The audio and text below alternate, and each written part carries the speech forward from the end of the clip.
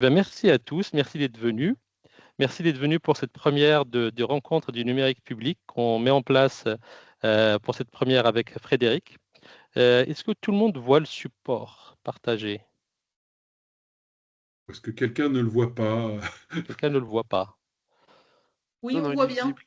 D'accord. Parfait, parfait. Alors, on va démarrer. Alors, sans trop tarder, je fais rentrer. N'hésite pas, Vas-y, Frédéric, à comment faire je rentrer. fais Voilà, c'est ça. rentrer? Vas-y, Donc là, vas-y. alors, en guise d'introduction, donc nous vous proposons donc le format. Donc, c'est un nouveau format qu'on vous propose de mettre en place. Ce sont des rencontres du numérique public. Donc, c'est vraiment le sujet est très centralisé autour des numériques publics. Nous, ce format-là s'adresse à un public de décideurs publics, de dirigeants d'entreprises et d'experts du numérique public. On pensait que c'était intéressant de réunir ces acteurs clés autour de ce qu'on appelle, nous, une tribune pour les petits. Donc, on ne va pas être sponsorisé par des GAFAM ou des grands groupes. On va être quand même, ce sera plutôt beaucoup plus orienté PME et parfois des ETI. Donc, la fréquence qui est proposée, ce sera le deuxième mardi et parfois le jeudi en fonction des jours fériés du mois et en fonction aussi de vos retours. Et notre boussole pour ce point, parce qu'on va réunir des acteurs publics et des acteurs privés, notre boussole, ça va être l'intérêt général, l'innovation, et on a effectivement un parti pris sur la souveraineté. Et donc pour aujourd'hui, j'ai le plaisir d'avoir avec moi Frédéric Naudet, qui est dirigeant du cabinet YCAP Group et qui est également associé ici public. Je te laisse te présenter, Frédéric. Eh ben, moi, je suis Frédéric Naudet, j'ai 54 ans. Voilà, je suis dirigeant d'un cabinet qu'on a créé il y a 6 ans, de conseil en management et en organisation spécialisé sur ce qu'on appelle les capacités de transformation, évoluer, travailler sur la culture, l'organisation, les méthodes, les process pour être capable de soutenir ces transformations. Et ça fait depuis 20 ans que je travaille dans le secteur public. J'ai moi-même, au début de ma carrière, rédigé des appels d'offres, dépouillé des appels d'offres, et bah, j'ai rejoint l'aventure parce que j'adhère à la cause. Je disais hier avec Aziz, à condition qu'il n'y ait pas trop de concurrents à ma société qui participent. Bon, je plaisante, voilà. Euh, je vous propose d'avancer peut-être sur le sujet. Moi, toi, tu as d'autres éléments à rajouter, Aziz, Non, peut-être non, ou c'est pas? bon. Pour gagner effectivement du temps, parce qu'on aura beaucoup de choses à vous partager, on va vous faire une petite présentation de essai public en 2-3 minutes.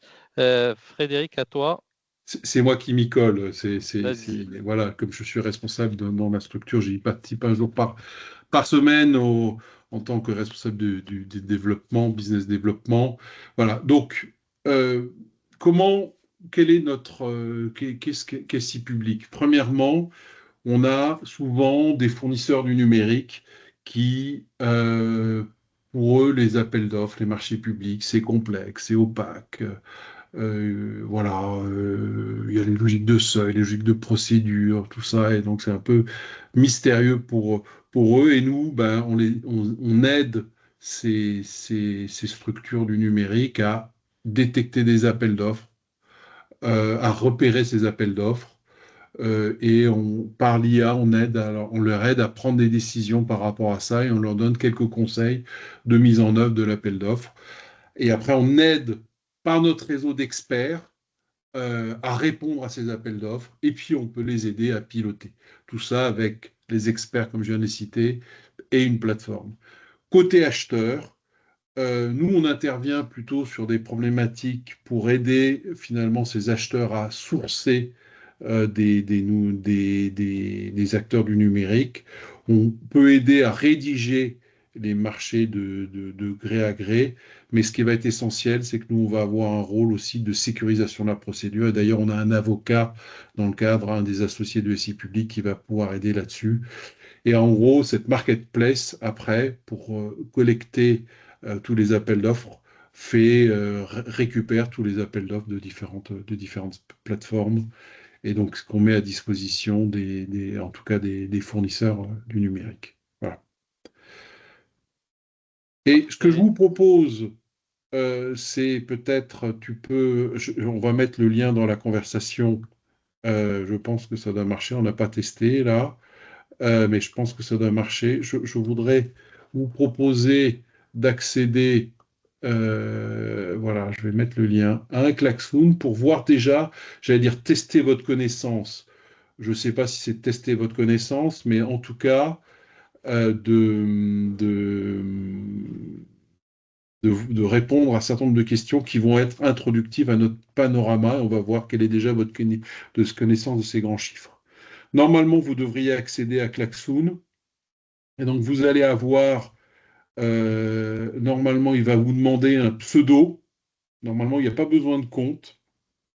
Si éventuellement il y a un souci à un moment, il faut saisir le code d'accès qui est mis à l'écran. Voilà, dites-moi, normalement, il ne devrait pas y avoir de souci, sinon je mets le code d'accès, 2R8, je le tape à la main, Q. Voilà. Et normalement, vous devriez, et donc vous allez pouvoir répondre à, je crois, 5 ou 6 questions. Euh, voilà. Ça marche. Merci, Frédéric.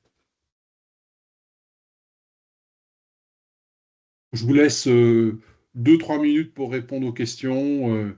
Voilà. Et puis, ça vous introduit.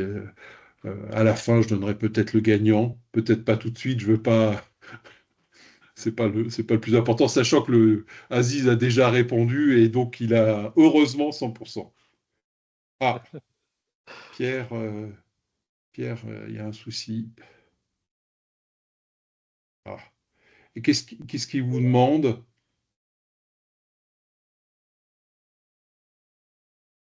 Ça me donne les résultats. Euh,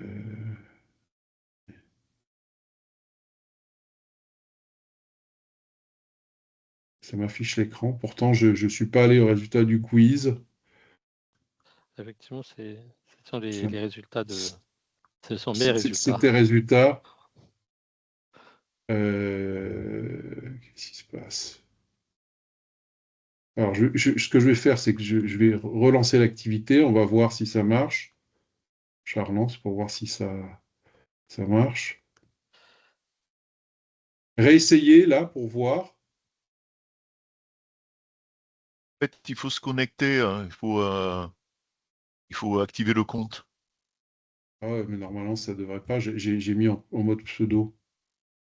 C'est bon maintenant, a priori. Ça a l'air bon. Bon. Ça, ah, je vous vois, ça y est. Oula, ça avance. Désolé pour ce faux pas. Voilà, je vois les aquariums qui se remplissent. Je peux vous montrer mon nez, Et je vois mon qu'également, écran. il y a des personnes qui n'ont pas leur micro autorisé. Donc, je suis en train de le faire un par un. Parce que c'est vrai Je que vous montre ce que je vois en termes de suivi à l'écran. Ah non, je ne partage pas mon écran. Bon, c'est pas très grave. voilà. Donc, en principe, tous les connectés ont maintenant leur micro, la parole libérée et la caméra libérée également. Voilà. N'hésitez pas à réagir.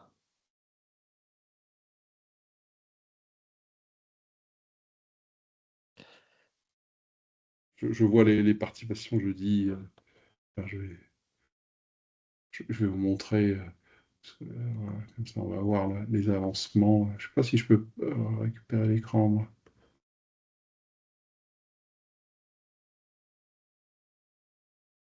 Je reprends l'écran. Voilà, on avance. Vous voyez ce que je vois, un petit peu les aquariums qui se remplissent. Donc, vous arrivez peut-être bientôt à réponse 3. Voyez.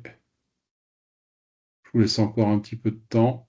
Je te laisse, tu pourras reprendre l'écran. Je laisse encore, tu vois, ça arrive à 6. Voilà.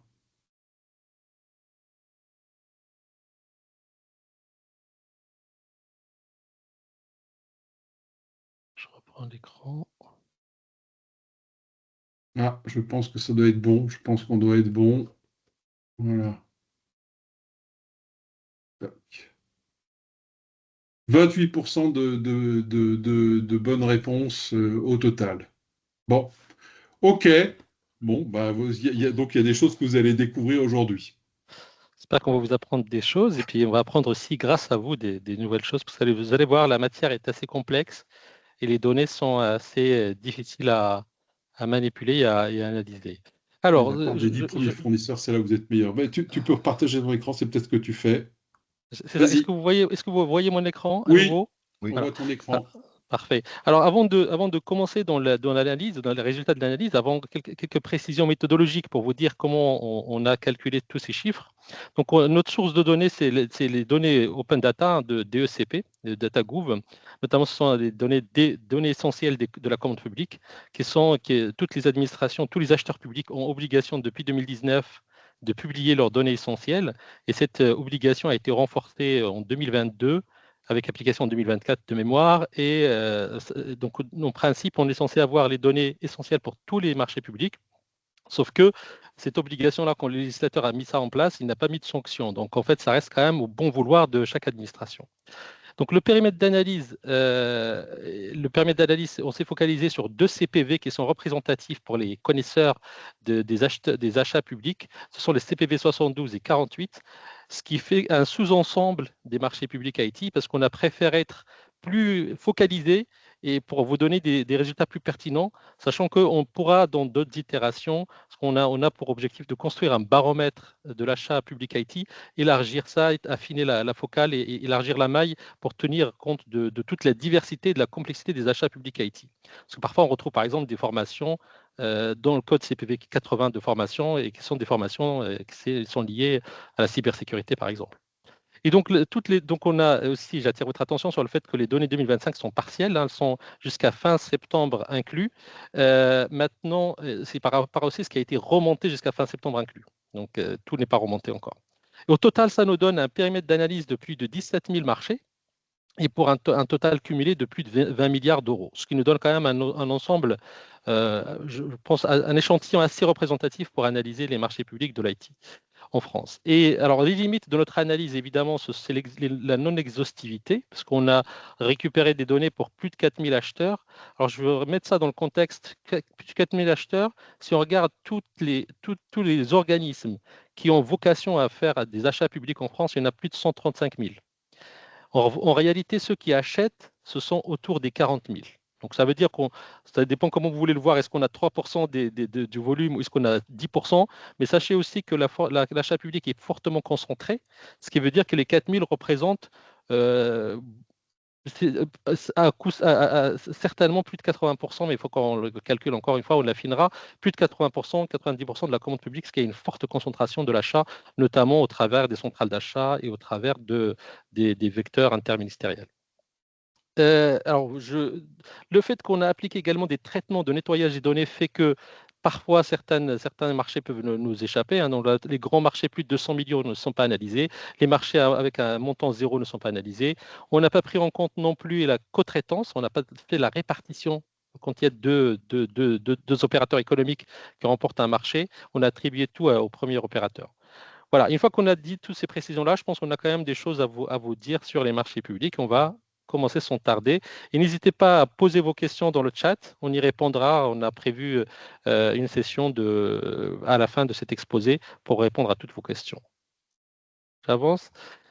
Alors, tout d'abord, le volume et le montant des marchés publics. Alors, ce que vous voyez ici, c'est les histogrammes représentent les montants d'achats publics et la courbe ici représente le nombre de marchés publics. Et ce qu'on voit, c'est qu'il y a une période assez expansive, pendant un cycle expansif de 2019 à 2021, partie 2022, pour lequel il y avait de forts investissements publics dans les achats IT. Et ça correspond à la période post-Covid, mais pas nécessairement lié au Covid. Tout n'est pas forcément lié au Covid, c'est aussi une conjoncture budgétaire qui était favorable, hein, et c'est quelque chose qu'on voit souvent dans les achats publics, c'est qu'il y a une cyclicité, il y a un calendrier électoral qui influe beaucoup sur les achats, sur le volume des achats, et ça on le constate assez fortement dans l'IT.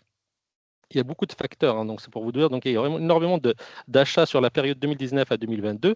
Après, on est donc actuellement dans le creux du cycle. Alors jusqu'où s'arrêtera le cycle. Donc là, on est sur un cycle baissier depuis 2023. 2024 confirme la tendance. Alors 2025, c'est à prendre avec beaucoup de pincettes parce qu'on n'a pas les données, déjà l'année n'est pas terminée et puis on n'a pas toutes les remontées. Et est-ce que l'année 2025 va marquer le plus bas du cycle pour espérer donc du coup une augmentation en 2026-2027 pour épouser encore une fois le calendrier électoral? On n'en sait rien parce que le contexte budgétaire et ce que vous savez ne permet pas effectivement de prévoir quoi que ce soit je pense, de fiable. Donc en tout cas, voilà, donc ce qu'on voit, c'est une première, vraiment beaucoup d'investissements. Et ce qui est important aussi à retenir, c'est que les marchés qui ont été passés en 2020-2022 sont des marchés de 4 ans en moyenne, ce qui veut dire que, en théorie, naturellement, ces marchés-là vont arriver à maturation, donc à échéance maintenant 2024, 2025 et 2026. Donc en principe, on devrait assister à un cycle massif de renouvellement de ces marchés-là, de ces accords cadres de 4 ans. Et j'avance, je regarde juste par rapport au timing, comment on se situe, on est pas mal. Ici, on a focalisé l'analyse sur le montant des marchés publics.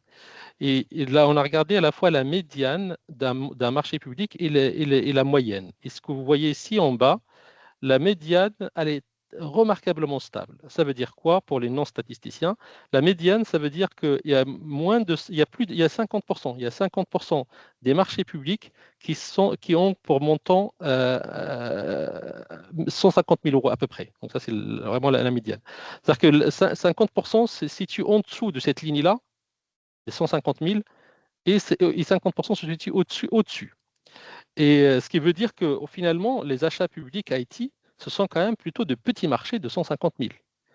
Et ce n'est en aucun cas les moyennes que vous voyez ici, qui sont des moyennes qui sont tirées surtout par les grands programmes et qui vont influer sur la moyenne sans pour autant changer, sans être révélateurs de la dynamique des marchés. Donc ce sont vraiment principalement des petits marchés et parfois des grands programmes qui influent sur la moyenne. Et j'avance. En termes de qui achète, maintenant on a vu combien on achète et qui achète. Alors principalement, ce sont des collectivités territoriales. On a distingué, l'INSEE distingue deux catégories de collectivités territoriales. Donc il y a les collectivités territoriales à proprement parler, le code INSEE 72. Donc c'est là qu'on retrouve les régions, les communes et les départements, donc et les collectivités d'outre-mer. Et après, dans le code 73, on retrouve les établissements publics locaux et l'intercommunalité, etc., etc. Il y a énormément d'acteurs. Et en réalité, donc, ce qu'on voit ici, c'est que 2/3 de l'achat public Haïti s'effectue au niveau local. Et l'État, les administrations de l'État n'achètent que 14%. Et suivi des établissements publics à caractère industriel et commercial, les EPIC, avec 12%. Les autres acheteurs sont assez minoritaires. Les achats publics aussi, donc là ici on a fait une analyse sur les CPV. Alors sur les CPV, alors le CPV, pour ceux qui ne connaissent pas, c'est la nomenclature qui est standardisée au niveau de l'Union européenne pour tous les achats publics, y compris l'IT bien évidemment, et ce sont des codes pour chaque catégorie d'achat avec une hiérarchisation. Donc on a pris ici des CPV à 3 chiffres pour nous donner une granularité suffisamment fine, mais pas trop dense non plus, qui nous permettent de voir qu'est-ce qui est acheté. Donc, alors, il faut voir aussi, et ça serait intéressant d'avoir le retour des acheteurs publics IT. Nous, ce qu'on voit, c'est une utilisation pas toujours systématique et rigoureuse des CPV. Alors, c'est peut-être notre compréhension qui est, parfois on retrouve des marchés sans CPV, parfois des marchés avec un CPV principal et CPV annexe. Donc, c'est pour ça qu'il faut prendre tout ça avec beaucoup de pincettes, encore une fois. Mais ce qu'on voit, donc avec modulo ces précisions, c'est qu'il y a une forte proportion de développement et de développement logiciel, de services de programmation dans les achats publics IT. Il y a également une forte proportion du support et du conseil.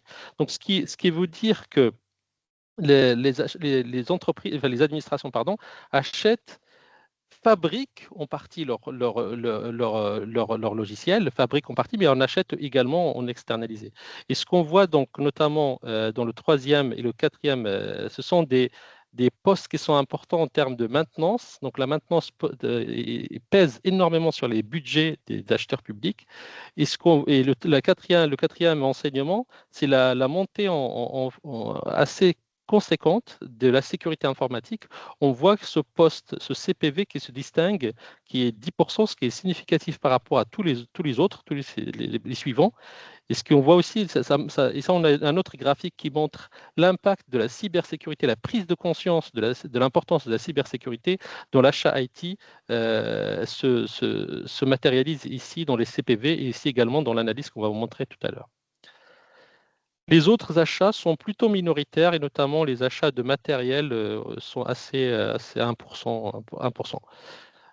Et ici, alors la précision également, c'est qu'on n'a pas prévu ici, on n'a pas parlé ici de, comme on a pris le CPV 72 et 48, on ne prend pas par exemple les marchés publics de fourniture, notamment les PC de bureau, le matériel de bureau notamment n'est pas pris en compte dans cette analyse-là. On considère par exemple ici, dans les achats de matériel, ce sont les serveurs qui étaient anciennement utilisés dans les salles machines des acheteurs publics, enfin des administrations, et qu'on retrouve de moins en moins avec l'évolution vers le cloud. Et j'avance, si j'étais un peu trop long, n'hésitez pas à m'interrompre, ou du moins toi Frédéric, qui est gardien du temps. Alors maintenant, dans cette planche, on va focaliser sur la part qui bénéficie de la commande publique. Et on a regroupé les opérateurs économiques par la taille de l'entreprise, la taille de l'effectif, entre grands groupes ETI et PME. Ce qu'on constate, c'est que les PME sont, tout à l'heure Frédéric vous a posé la question, les PME sont globalement stables autour des 20%. Donc je ne sais pas ceux qui ont trouvé la réponse, donc autour des 20%. Alors il peut y avoir quelques fluctuations d'année en année, mais globalement autour des 20%. Et ceux qui bénéficient énormément de la commande publique, ce sont quand même les grands groupes, principalement, mais également, de plus en plus, c'est ce qu'on constate, et c'est une tendance qu'il faudra suivre, les ETI. Les ETI gagnent du terrain depuis 2023, se confirment en 2024, donc ici en orange. Et est-ce que c'est un révélateur de quelque chose est-ce que c'est révélateur d'un marché baissier, ça veut dire des montants, des marchés plus petits qui intéressent moins les grands groupes et qui sont plutôt accessibles pour les ETI et les PME? Est-ce que c'est révélateur aussi de changement en termes une orientation vers plus de souveraineté de l'achat public? Ça reste effectivement des interprétations qu'on peut avoir, mais en tout cas, il faudra d'abord confirmer le constat avec plus de données et des données mieux nettoyées. Alors, pour vous donner un chiffre, donc aujourd'hui, effectivement, les PME pèsent 20% dans la commande publique du numérique, mais en réalité, ce n'est pas ça leur poids cible. Dans l'économie, les PME représentent 45% de l'emploi. Donc, on pense de la valeur ajoutée, on n'est pas loin des 45-50%. Donc, ça veut dire que la vraie part des PME devrait se situer autour des 40 à 50%. Donc, ça veut dire que là, en fait, ce qu'on voit ici, c'est que les PME sont sous-représentées dans la commande publique IT. Alors, ça n'exclut pas que derrière les grands groupes, il y a des PME qui sont en position de sous-traitants. Et effectivement, parce que comme on est dans une économie de services, les grands groupes n'ont pas forcément les effectifs suffisants pour produire tous ces marchés-là. Donc, il y a forcément recours à la sous-traitance, mais les PME le font. Donc là, ce n'est pas affiché dans cette analyse-là, mais le font aussi dans une position de sous-traitant qui n'est pas forcément la plus avantageuse. Et j'avance sur la planche suivante si vous êtes d'accord. Alors, quand on regarde aussi la durée des marchés, donc la durée des marchés, donc on a fait la même chose par l'analyse par la moyenne et par la médiane, et ce qu'on voit, c'est que c'est une remarquable stabilité. Il y a une légère augmentation depuis 2019-2020, donc il y a une légère augmentation de la moyenne. On est autour des 4 ans. Pour résumer, on est autour des 4 ans. Les administrations les acheteurs publics privilégient des contrats de long terme, notamment pour sécuriser les contrats d'infogérance avec des accords cadres qui s'étalent sur 4 ans. On a vu des accords cadres de 6 ans, voire même parfois plus. Et donc, alors la remarque qu'on pourra avoir là-dessus, c'est un constat, mais effectivement, je pense que quand on met en place un accord cadre de 4 ans, en fait, entre l'expression des besoins initiaux et pendant 4 ans, le monde change, notamment le monde de l'informatique, et ça interroge effectivement sur l'adéquation. Enfin, effectivement, c'est compréhensible d'un point de vue acheteur de ne pas refaire son marché très souvent, parce que c'est assez coûteux, mais on peut aussi s'interroger sur le fait de, quand on fait des marchés tous les 4 ans, le monde change dans l'informatique tous les 6 mois, 1 an. Et est-ce que les accords cadres à bon de commande permettent en fait de répondre à ce besoin-là? Et j'avance, et vous êtes. Après, ça sera intéressant effectivement pendant la session de questions-réponses d'aborder ces points-là avec vous. Ici, alors, on s'est intéressé à finalement focaliser sur le top 10, à la fois pour les acheteurs et pour les fournisseurs, pour dire finalement qu'on peut mettre des noms sur ceux qui achètent. Ici, c'est un classement qui est très provisoire. Il faut vraiment le prendre avec beaucoup de pincettes parce que la qualité des données est variable et très variable même d'un acheteur à l'autre. Ici, ce qu'on voit en première position, l'UGAP, personnellement, ça ne me surprend pas, vu les volumes traités par l'UGAP. En revanche, effectivement, on peut s'interroger sur le département du Vaucluse qui est en 4e position. On a regardé, c'est effectivement la qualité des données. Il faudra qu'on regarde un peu comment ces données-là sont remontées et quel nettoyage on peut y apporter. Mais en tout cas, globalement, ce qu'on constate, c'est une forte concentration côté acheteur qui représente le top 10 dans ce classement provisoire, représente 41%. Donc, ça donne la réponse à votre quiz. Et ce qu'on voit aussi, surtout, c'est le poids des centrales d'achat, qui est ici symbolisé par l'UGAP, ils ne sont pas les seuls, mais également tout ce qui est en fait, les achats, les grands opérateurs publics, avec notamment France Travail qui investit massivement sur le numérique. Et ce qu'on voit également, c'est le secteur de la santé et les territoires. Ce qu'on voit ici avec le DSAF, c'est l'essor de l'interministérialité qui commence à prendre aussi de l'ampleur. Et effectivement, ce classement-là, vraiment, je le précise, il est provisoire, c'est sujet à beaucoup de vérifications et de nettoyage des données. Quand on regarde qui finalement fournit, qui sont les 10 fournisseurs des administrations, ben ici, là encore, en tout cas sur le trio de tête, il y a très peu de surprises. Très peu de surprises. En tout cas, on retrouve les grandes ESN, les grands groupes que sont Soprasteria, Capgemini. Après, l'ordre d'arrivée peut changer. Parfois, on retrouve CGI avant Orange, parfois c'est l'inverse. Donc, on voit aussi que le top 10 des fournisseurs représente un tiers de la commande publique. Donc, il y a une forte concentration côté fournisseur. Et là également, de la même manière, le classement est provisoire parce que sujet à nettoyage des données. Alors, dans cette analyse-là, ça c'est une analyse exclusive ici publique, ce qu'on a cherché à comprendre, qu'on a fait avec de l'IA, on a cherché à comprendre, alors je vous rassure, on va vous expliquer ce que ça veut dire, tous ces carrés. Ce qu'on a cherché à comprendre, c'est quelle est la part des PME et des nouveaux entrants dans les marchés publics par montant des marchés. Donc ici, sur l'axe X, on représente ici sur l'axe X le pourcentage des marchés publics alloués aux PME. Et sur l'axe Y, on représente le pourcentage des primo-titulaires, ce sont les nouveaux entrants, c'est-à-dire, la définition, c'est ceux qui ont un seul marché avec l'acheteur, pas de renouvellement. Tous ceux qui ont au moins 2 marchés ne sont pas considérés comme des primo-titulaires, ne sont pas considérés comme des entrants. Et donc, avec ce graphique-là, on a représenté tous les acheteurs publics de France, en tout cas les 4000 pour lesquels on a les données. Et ce qu'on voit, c'est que déjà, tout cet espace-là est occupé. Ce qui veut dire qu'il y a une forte variation, une forte diversité des profils des acheteurs.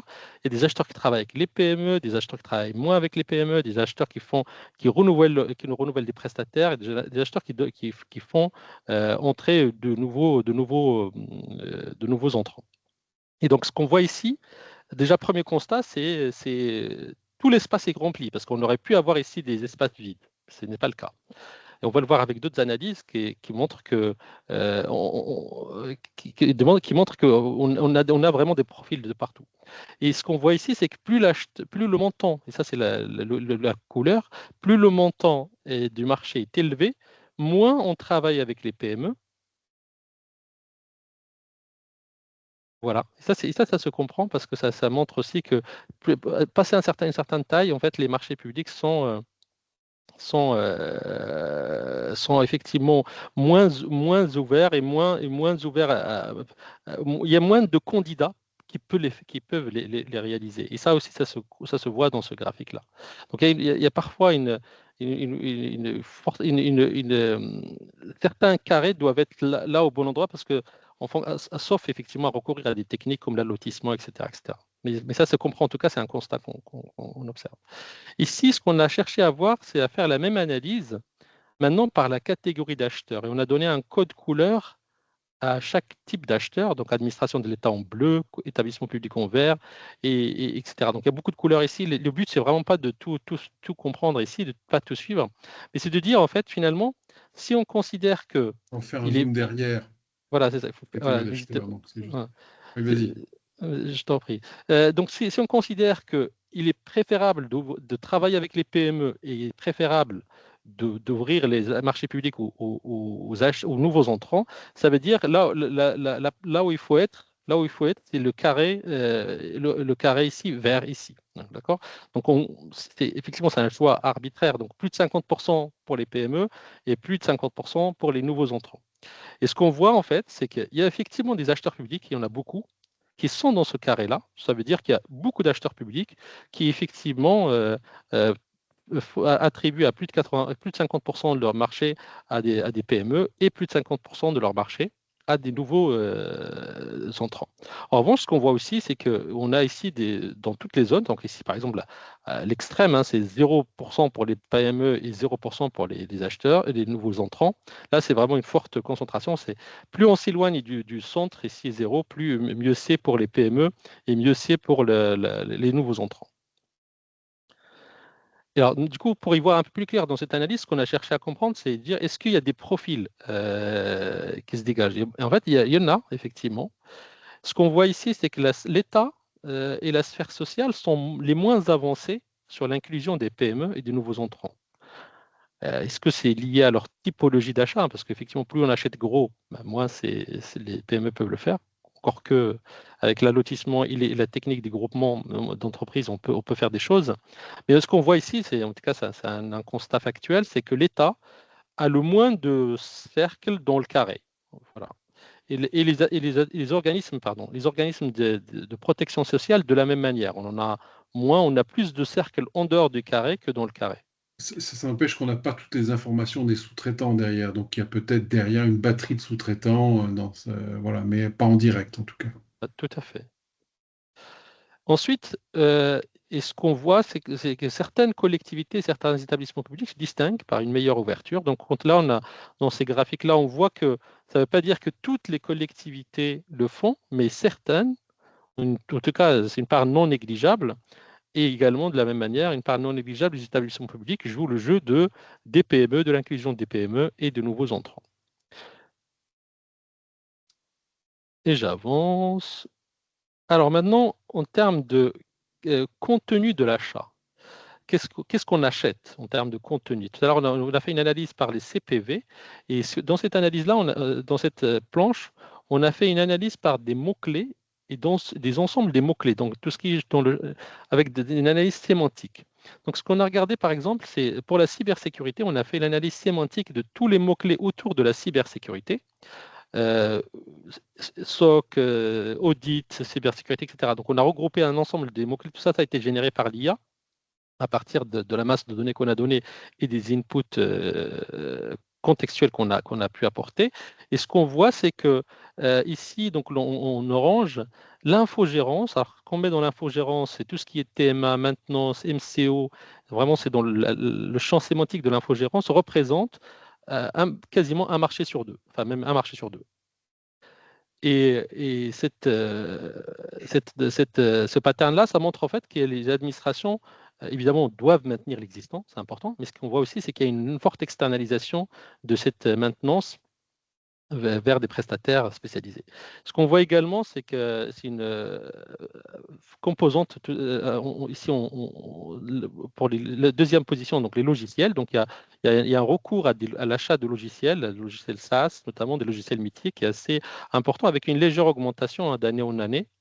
Et le dernier point, c'est la cybersécurité. Donc, ce qu'on voit, c'est vraiment le dernier. La cybersécurité commence à être une part intégrante vraiment de la commande publique, avec là ici un marché sur 5. Et dans le bas du classement, alors ce qu'on voit, ce qui ne choque pas, c'est la baisse de l'achat du matériel. Donc ça, c'est quelque chose qui est assez en baisse. Et ce qu'on voit également, alors ça, je pense que ça intéresse un peu tout le monde, c'est qu'en est-il de la data IA? Et ben en fait, ici, nous, quand on regarde l'analyse, ben, la data IA, les administrations n'ont pas attendu ChatGPT pour en parler, puisqu'elles ont parlé déjà en 2019. Et le moment où ChatGPT est arrivé à peu près en 2023 de mémoire, quelque part par là. Donc les administrations publiques ont été précurseurs là-dessus, donc sur la data, sur l'IA, sur l'intelligence artificielle. En revanche aussi, ce qu'on constate, c'est qu'il n'y a pas d'emballement conséquent autour de la data et de l'IA. On voit que ça frémit à la hausse, hein, ça augmente, mais il n'y a pas non plus d'explosion autour de ça. Donc voilà, et ça c'est pas choquant parce que c'est même compatible avec la constance et des courbes qu'on voit ici. Il y a une certaine constance, une certaine stabilité dans l'achat public IT. L'administration n'est absolument pas hermétique à des innovations techniques. En revanche, elle les intègre progressivement à son rythme et à un rythme qui est beaucoup plus modéré qui est en décalage, qui peut être en décalage avec le buzz qu'on peut entendre autour. Et dernier point, donc je conclus là-dessus. Donc, qu'en est-il de 2026 et qu'est-ce qu'on peut prévoir? C'est vraiment on peut prévoir quelque chose. Donc là, nous, on a demandé à l'IA de nous donner quelques prévisions. On a demandé à deux outils différents. Donc, on a utilisé OpenAI et Mistral pour comparer les réponses. Et il y a eu un consensus autour de trois tendances à surveiller pour 2026. Donc, le renouvellement, j'en parlais tout à l'heure, le renouvellement des contrats qui arrivent à échéance, des runs et des SaaS, avec une volonté de réduire les coûts, de maîtriser les budgets et de moderniser les infrastructures avec également la montée en puissance de la responsabilité numérique, donc l'éco-conception et l'impératif climatique commencent à être de plus en plus pris en compte dans les clauses RSE des marchés qu'on observe.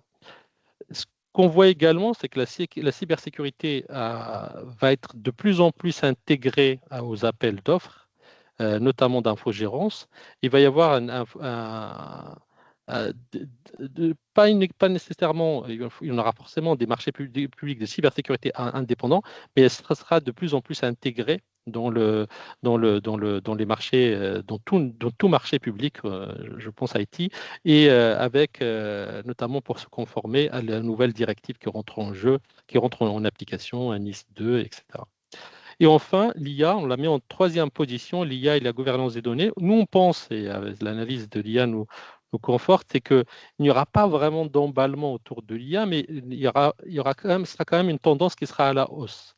Et ce sera notamment porté par une volonté de passer du POC à l'application, à une IA, on appelle ça une IA appliquée. Et je pense que l'année 2026 on va assister à de plus en plus d'expérimentation, mais pas que d'expérimentation, mais aussi de mise en pratique de l'IA dans le secteur public, qui sera pas forcément la part dominante des achats publics, qui resteront, je pense, pendant longtemps l'infogérance, mais ça commencera à devenir peut-être en troisième, en quatrième position. Voilà, j'ai terminé le petit exposé que je voulais vous donner. Je pense à peu près, je suis dans le timing à 2 minutes près. Je m'en excuse. C'est bon, non, c'est bon. Et je pense que, voilà, je passe la main à Frédéric. Alors, je te propose peut-être, avant ça s'affiche pas en direct les résultats. Alors, je vais partager mon écran parce que je pensais que ça allait se mettre Je vais juste donc passer la main. Je vous propose de partager mon écran. Voilà. Hop, ça va arriver. Pour l'instant, je partage. Hop, je sors le PowerPoint. J'ai un peu ajusté le contenu pendant que tu parlais. Juste, je vous ai mis les résultats des votes. Voilà, hein, je n'ai pas dit qui est le premier, etc. Mais vous voyez que j'aurais pu l'afficher avant, mais voilà, là, il y a eu des surprises pour vous sur les montants des moyens d'un marché public numérique. Je ne vais pas refixer, vous regarderez la vidéo ou les slides, voilà, sur les différents chiffres. Avant d'aborder un sujet que je vous ai mis dans le klaxoon, euh, qui est quels autres sujets vous aimeriez aborder à l'avenir sur Panorama. Je vous propose de passer à un certain nombre de questions-réponses. Un certain nombre de questions-réponses ont déjà été mis dans le chat et n'hésitez pas à compléter sur des réponses. Je crois qu'il y avait une question sur la répartition des montants généraux du nombre de marchés. On a fait d'abord les montants et après le nombre, mais c'est vrai qu'il y avait une petite coquille dans le PPT par rapport à ça. C'était écrit montant plus nombre. Après, la question, quelle différence entre service de programmation logicielle et service de développement? Je n'ai pas la réponse. Je ne sais pas si toi, Aziz, tu as une réponse par rapport à ça, puisque c'est pas, il y a, si tu affiches le slide correspondant, Ouais, je vais afficher le slide. je peux l'afficher. Attends, je vais l'afficher moi, Vas-y. parce que c'est plus Mm. simple. Hein, je vais décaler, je vais avancer, je vais reculer un peu. Ça devait être celui-là. Pour moi, il n'y a pas les deux. Il y a programmation et développement. Je suppose que le programmation doit inclure le développement. C'est le cas, et c'est ce que je disais tout à l'heure, l'utilisation, ce serait intéressant d'avoir le retour des acheteurs publics autour de ça, mais l'utilisation Oui, qui est faite Nous, on a l'impression que les CPV sont parfois interchangeables et que même parfois les acheteurs publics sont tellement embêtés qu'ils mettent un CPV principal, des CPV annexes, etc. Annexes. Et ça après, on a la définition exacte des CPV. Il n'y a pas plus de texte dans la nomenclature que ça. Donc, c'est-à-dire que vraiment, il n'y a pas plus de précision que ça. On peut aller dans les détails quand on ajoute plus de digits. Là, on est à 3 chiffres. Donc, quand on ajoute plus de chiffres, en fait, on va plus dans les détails. Mais moi, ma conviction, c'est que c'est vraiment la même chose et que c'est quasiment interchangeable. Et après, il ça, y a peut-être ça peut être intéressant de le confronter avec des précisions d'acheteurs qui sont aussi présents ici. Voilà, s'il y en a qui, Et on vous veulent mettra, s'exprimer. c'est ça. On vous mettra le lien, vers la nomenclature, comme ça vous pouvez tout à fait voilà, donc la lire, comprendre exactement ce qu'il y a derrière chaque CPV. Après, je sais qu'il y avait une question sur une problématique de légende. Ça devait être sur ce slide-là. Je n'ai pas compris quelle coquille pouvait y avoir. Mais voilà, c'est Pierre qui s'est exprimé là-dessus. C'est Pierre a Oui, l'autorisation de parler. ça me paraît étonnant que la médiane soit supérieure à la moyenne. La médiane Ah, soit supérieure à la Je moyenne. pense que c'est l'inverse. Mais bon, j'en sais rien, hein, mais Je suis pas d'accord. Je suis pas d'accord, Pierre, parce qu'en fait, la moyenne, elle est tirée par les outliers. Est-ce qu'on peut donc quand elle est en haut, elle est tirée par des outliers, des valeurs supérieures. Donc par exemple tout à l'heure, quand on l'a vu sur les montants, elle est tirée par les accords cadres à plusieurs millions, etc. Donc forcément, elle monte. Mais par contre, elle peut être tirée aussi vers le bas avec des outliers qui sont des petits marchés à 1 an, parce qu'on voit on voit certains marchés à 1 an, et même parfois à 6 mois. C'est des petites valeurs qui font que ça descende aussi la moyenne en dessous. Et ça, rarement, et c'est quand même plus rare d'avoir des marchés plus longs pour le coup. Plus longs que 4 ans, c'est rare, c'est plus rare. 72 mois, on les voit, mais c'est plus rare. Donc, pour moi, ce n'est pas anormal, parce que ça, c'est fait par un outil statistique, à moins que les données, encore une fois, sous caution de données. Mais ça, c'est quand la moyenne est tirée vers le bas, c'est qu'il y a des outliers vers le bas. Il y a des valeurs plus faibles vers le bas. Et peut-être, par exemple, ce que je tire par là, c'est que, par exemple, ça peut imaginer d'avoir des valeurs à 0. Et ça tire vers le bas. Ouais, je sais pas, c'est bizarre quand même. C'est-à-dire que donc il y a un marché sur deux qui fait moins de 48 mois et un marché sur deux qui fait plus de 48 mois. Enfin, la logique, s'il y a pas mal de marchés qui font moins de 4 ans, sur la médiane, enfin, je sais Faut pas, que je regarde. Je prends le point, faudrait, on va réanalyser, on va revérifier ça, mais merci Pierre, donc on va vérifier ça Mm. effectivement. Et Mm. c'est une bonne. Le fait que la médiane soit à 48%, Oui, c'est à bizarre. 48 mois, pardon, le fait que Mm. la médiane soit à 48 mois, ça me choque pas parce que c'est vraiment quand on regarde Mm. l'export, c'est quasiment 48 mois qu'on voit, donc ça me choque pas. En revanche, que la moyenne soit un poil en dessous, pour moi c'est normal, mais il faut que je le vérifie. merci. Voilà. Je ne sais pas si vous avez d'autres questions, s'il y a des sujets. Alors, comme l'a dit parfois Aziz, ça dépend des CPV, des déclarations, et on a redressé, on va dire, quelques euh, chiffres de parfois. On s'est interrogé, par exemple, sur le département du Vaucluse. On a regardé la capacité d'investissement du département du Vaucluse.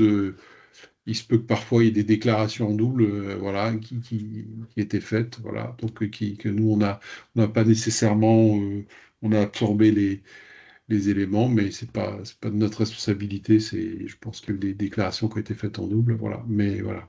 Sinon ça donnait quelques éléments. Je ne sais pas si vous avez eu des surprises, hein, par rapport à tout ce que vous avez vu. On vous a pas demandé de vous exprimer, mais voilà. Oui, c'est un peu étrange, le CHU de Toulouse, hein, quand même. Enfin, qu'il soit tout seul, Mm. qu'il n'y ait On pas n'est pas d'autres allé CHU, vérifier, enfin, qu'il n'y ait pas une cohérence. Un peu, voilà. Lui un peu aussi comme le peut paraître département qui se retrouve bizarre. tout seul, quoi, hein, mais, Ouais. Autant l'UGAP, France Travail, c'est des départements du Vaucluse. Après, bah, il y a quand même un syndicat interspécialisé de Bretagne après. Mais voilà. hmm, Des fois, on a vu, ça fait un 0,01. Donc, il faudrait regarder vraiment à chaque fois s'il y a une erreur dans les saisies. Mais voilà. ça marche. Tout à fait. Voilà. D'autres questions, d'autres remarques? Voilà. Après, vous voyez les totals des 10 fournisseurs. Ça vous aide peut-être pas. Alors, comme ça, vous savez. Voilà. Et, et Ça fait que. en fait, c'est un travail aussi de fourmi qu'on est en train de faire, c'est qu'on donc on récupère toutes les DECP, on les nettoie, mais on prend contact avec chacun des acheteurs publics pour pouvoir nous affiner la liste. Et donc là, c'est un travail de fourmi qui prend du temps et qu'on va, je pense, vous présenter dans un baromètre qui s'affinera avec le temps. Nous, on pense que c'est quelque chose qui manque aujourd'hui. On n'a pas de vision transverse des achats publics IT. Et on est en train de construire cette vision-là et avec des données qu'on affine au fil du temps. On vous a ouvert un klaxon, normalement ça devrait marcher. Vous voyez à mon écran, s'il y a des sujets justement que vous souhaiteriez avoir dans de prochains panoramas, à voir ce qu'on peut en fonction des données, mais on peut avoir un certain nombre de données dans un baromètre pour le futur. L'idée, c'est d'essayer de produire ce baromètre au moins tous les 6 mois et peut-être d'affiner. S'il y a des éléments comme ça là que vous pensez et qui serait intéressant de rajouter, n'hésitez pas donc pour Klaxoon quand vous êtes dessus à poser juste une nouvelle idée et voir si vous voyez d'autres sujets qu'on pourrait rajouter à ce baromètre pour le futur.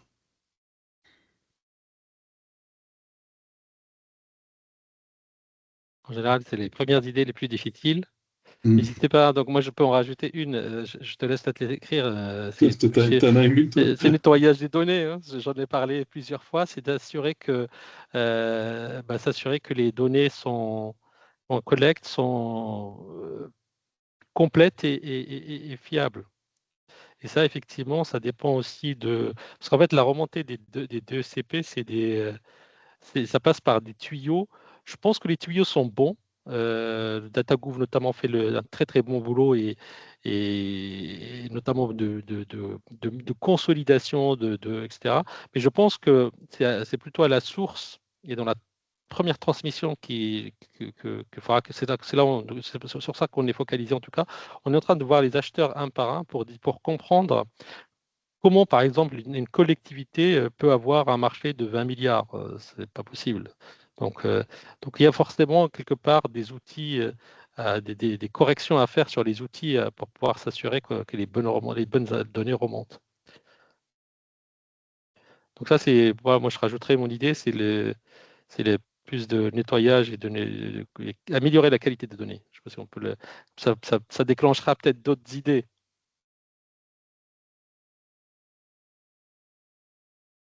N'hésitez pas aussi à nous faire J'ai une question, Aziz, sur l'obligation là de publication DECP, c'est pour c'est à partir d'un montant, si je dis. Alors, c'est à il y a un seuil, effectivement, c'est tout ce qui est au-dessus de 40 000 euros, je crois, de mémoire. TECP, c'est au-dessus de 40 000 euros. C'est-à-dire que au-dessus de 40 000 euros, on est obligé de faire un marché, donc ça, vous le savez. Et à partir du moment où on fait un marché, on a obligation de le publier. Et les données, depuis 2024, le nombre de données, enfin, les éléments, il y en a de plus en plus. Avant, c'était plutôt assez basique. Donc voilà, je confirme bien, c'est 40 000 euros le seuil. Et le nombre de données qu'on demande à chaque administration, il a été augmenté. Et ce dont on aurait besoin, en fait, c'est les données d'exécution des marchés. Parce que c'est une chose de faire un accord cadre de 4 ans et de mettre dedans des millions, sauf qu'on ne sait pas comment cet accord cadre a été exécuté. Et donc ça, je pense que certaines administrations, en tout cas, y travaillent, se préparent à ça, à cette obligation de publier ça. On ne sait pas, mais quand est-ce que ce sera mis de manière effective. Mais c'est sûr que tant qu'on n'a pas les données d'exécution des marchés, c'est sûr que la vue, elle restera toujours partielle. Patrick a mis un post-it, évolution des montants sur des marchés similaires. Oui, en fait, je sais pas si on peut le ressortir, mais sur, je sais pas, sur tout ce qui est marché, par exemple, avec Microsoft ou des marchés ou d'acquisition avec mais je pense que vous n'avez pas forcément les produits, mais sur des thématiques, c'est ce qu'on a l'info, par exemple, sur des solutions RH, etc. Voir s'il y a une évolution tarifaire, en fait, des marchés au fil des années, avec généralement des augmentations. Je suis pas certain que vous ayez les données pour pouvoir l'analyser. Ouais. Là, pour répondre, je pense, à votre question, il faudra presque qu'on ait accès à l'offre du répondant, à l'offre qui a été retenue. Ah oui. Ça dépend si au niveau des intitulés des marchés, on peut a avoir normalement ça. des Si on montants a par exemple plafonds. RH, Ouais. tu vois, SIRH, mais c'est pas évident, hein. Évident. Parce que le problème, c'est que ton contenu de ton marché, il peut être il peut varier. Et si c'est les mêmes marchés, et quel est le contenu des marchés, s'ils incluent des prestations de services ou etc. Ouais, non, mais c'est pas forcément évident. Alors, peut-être que demain, en collectant justement tous les dossiers de consultation, on peut peut-être avoir des éléments, mais il faudrait les réponses, comme tu l'as dit, Aziz, hein. Nous, ce qu'on est en train de demander à tous les acheteurs, en tout cas ceux c'est à la fois les DECP, donc on pose des questions sur les DECP quand elles sont pas, quand il y a des imprécisions que on juge nécessaire de clarifier. Et puis après, ce qu'on demande également, ce sont les CCTP et les CCAP pour pouvoir avoir au moins une idée de ce qui a été acheté. Et ça, on fait valoir le droit à l'accès, parce que ce sont des documents administratifs. Donc, on fait valoir le droit à l'accès à ces informations-là. Donc, voilà, on regarde ce que les administrations nous partagent, ce qu'elles peuvent et ce qu'elles souhaitent. Mm.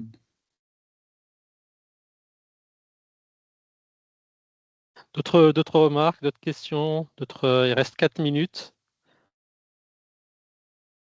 N'hésitez pas, même en dehors. Donc, je parlais tout à l'heure qu'est-ce que vous pensez aussi de ce format-là? Vous pouvez nous faire un retour sur ce que vous voulez voir comme sujet, parce que notre objectif avec les rencontres du numérique public, c'est de fournir aussi une tribune aux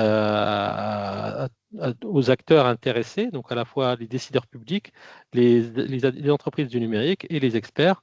Donc, n'hésitez pas à nous dire si ce format-là vous intéresse. Est-ce que vous voulez y participer dans une future édition? Est-ce que le mardi est plus préférable que le jeudi ou l'inverse? Voilà, donc l'idée, c'est vraiment, on est en train de caler aussi les modalités de ce rendez-vous-là qu'on veut pérenniser, en tout cas le plus longtemps possible. Et ce qu'on souhaite, c'est que ça vous apporte aussi de la valeur et des informations utiles. N'hésitez pas aussi à nous faire des retours là-dessus. Le prochain, ça sera pas le mardi 11 novembre, parce que c'est le 11 novembre, ça le fait pas. Donc il me semble que ça doit être le jeudi d'après. C'est ça.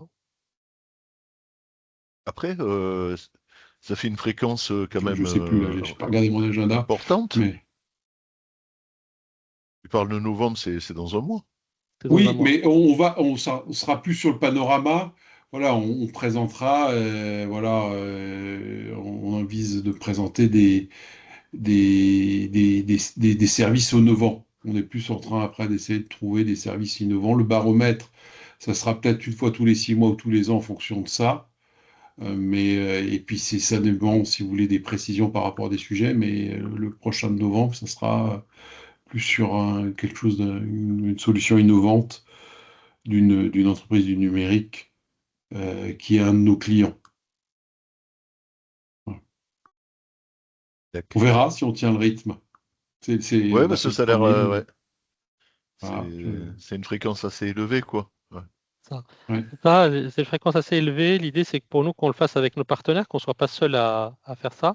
Et puis qu'il y ait aussi un renouvellement, que ce soit plutôt un rendez-vous dans lequel vous pouvez venir quand vous pouvez, quand vous avez de la disponibilité. Mais vous savez qu'il y a chaque mois un sujet qui est lié au numérique public et qui peut vous apporter de la valeur. Donc nous, les règles qu'on se fixe ici, c'est que ce n'est pas un rendez-vous commercial, en aucun cas un rendez-vous commercial, c'est vraiment un rendez-vous dans lequel il y a un échange constructif entre acheteurs et fournisseurs autour des thématiques à valeur ajoutée pour tout le monde. J'ai quelqu'un tout à l'heure, un acheteur qui me disait, mais ça serait bien de montrer à des entreprises du numérique comment ça fonctionne un marché en interne. Il était prêt à dérouler un peu le process pour les entreprises du numérique, pour comprendre comment ça fonctionne et quelle est l'évolution d'un marché, pour voir le dessous de la machine, si je puis dire. Voilà. Alors, un exemple d'un client qui serait intéressé, acheteur, pour présenter ça. Bon, ça peut être aussi un sujet, je ne t'avais pas soumis, Aziz, j'ai eu ça tout à l'heure. Intéressant. Parfait. Il est 12h30. Si vous n'avez pas d'autres questions, on vous libère. Merci beaucoup pour votre temps, pour votre patience, pour votre attention. Au revoir à tous. Et j'espère vous revoir à une nouvelle occurrence de cet événement. D'accord. Merci à vous. Merci beaucoup. Au revoir. Au revoir.